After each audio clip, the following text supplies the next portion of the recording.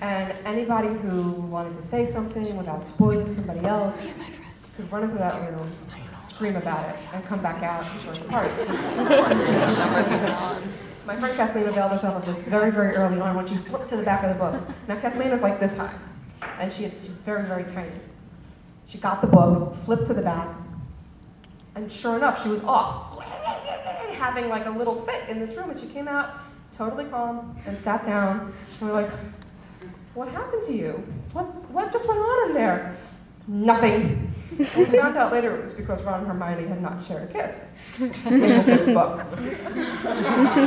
Very important to Harry Potter fans at the time. There was a giant ship war going on. Giant! Who Hermione was going to end up with was the hottest conversation in the online Potterverse. There was a thread on a forum board about this called the Death March. They did not take it seriously at all. The Death March, and literally 100 posts a day, long, essay-length, epic descriptions of how the hippogriff is the symbol of forbidden love, and therefore, when Harry and Hermione flew on it together, I kind of wish that was a joke, but it's 100% accurate. When I went to the first fan conference in 2003, I went to the actual first in-person ship debate.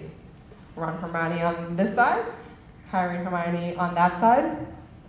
And I watched this woman who recently summoned me to a meeting with her. She's a very nice woman, but at this time, she rubbed her hands together and she informed everybody that Hermione was a crafty witch who was going to get exactly what she wanted. Now in the book, she's like 15. I mean, is she slipping Harry potion?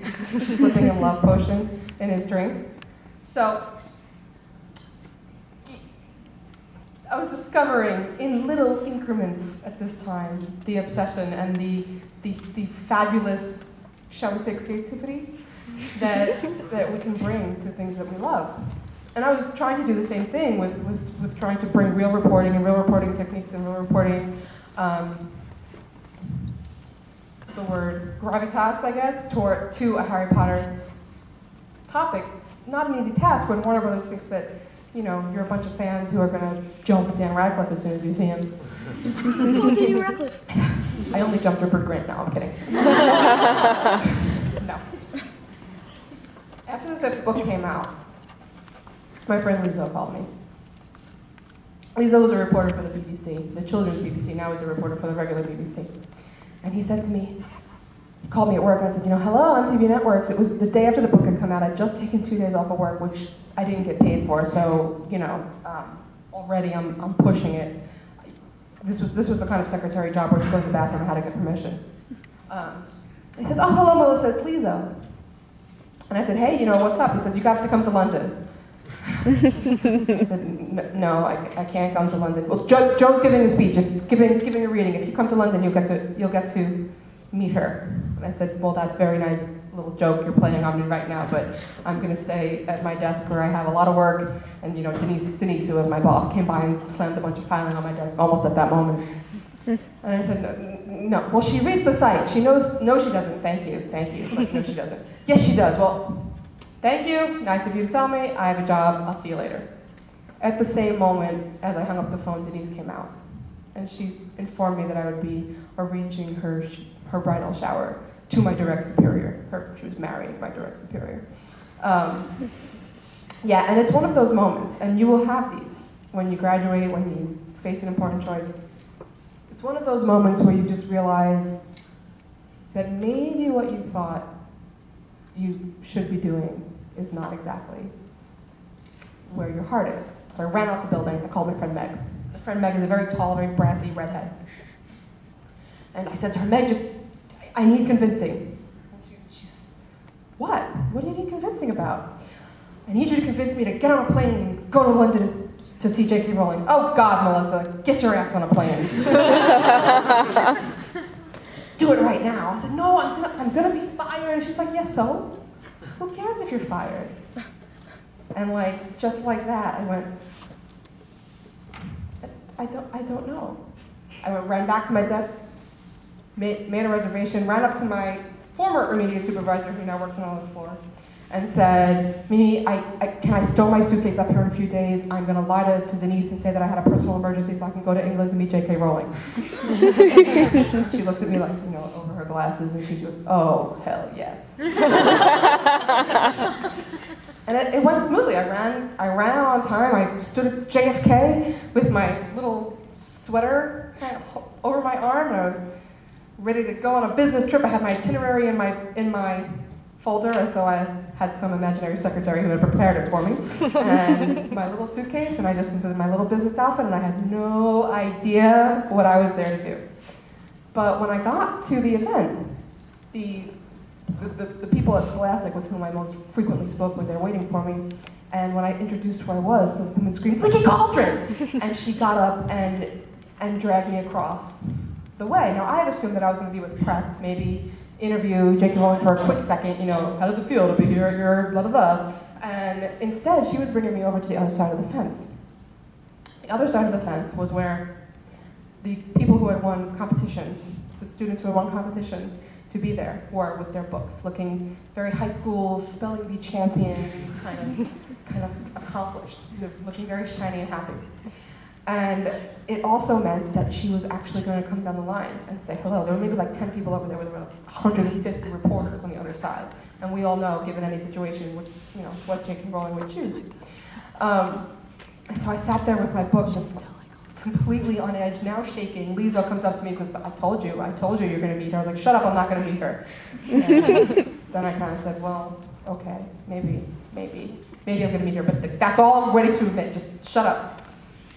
So when she got there, it became a very, as you can imagine, a very charged atmosphere. People started rushing at her from the press side, and she did her obligatory photo op, and then she was coming down our side, doing very, very quick signings of books. And I had my giant Order of the Phoenix book in front of me, and I had my hand on the top. Because if I was going to make a fool in front of J.K. Rowling, she was going to hear me say something first. She came up to me, and I had my hand on the top, and she's giving me this look like, when I sign things, I usually hold the book. And I just said, hi, Joe, my name is Melissa. I work on a fantasy site called The Leaky Cauldron. The Leaky Cauldron! I love The Leaky Cauldron! And she threw herself on me. And this very tight hug. And of course, Lizzo's over there laughing hysterically and saying, I told you so, and holding up his little camera phone. And I just looked at arms out like chopsticks, not sure exactly what to do, not sure exactly how my life had gone from feeling enormously low to having this amazing author recognize the work that I and my staff were doing on Leaky. And I ran to an internet cafe right after that. And I posted it online to say, hey, J.K. Rowling reads our site. And it felt like such a little thing. It felt like such a little, why should we care that an author, quote, celebrity, recognizes something we do? But it was important, and it was important to the fans, and they responded with this huge amount of joy for me, for her, for everything, that the author was someone who appreciated the community that was building, and I was just becoming somewhat of a vehicle through which to tell that story. Well, things progressed from there. I interviewed Jo in 2005. She invited me and Emerson from Mugglenet to Edinburgh to interview her on the day of the release of the sixth book, I'm sorry. And that was the occasion that she gave me this ring. It's a golden snake. It's fashioned after the ring that Prince Albert gave Queen Victoria. So, I wear it on my left hand, and I always forget to move it to my right hand. So when people ask me if I'm married, I say to Harry Potter. I'm only half kidding.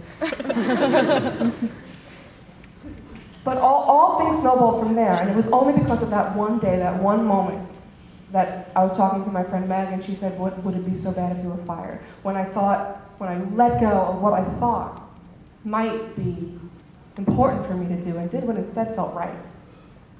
So, my only piece of advice for you is this. Do something while you're here at college that you don't think you came here to do. Fun opportunity comes up, something that you think that maybe you'd like to try. Don't stop yourself, because who knows where it could lead.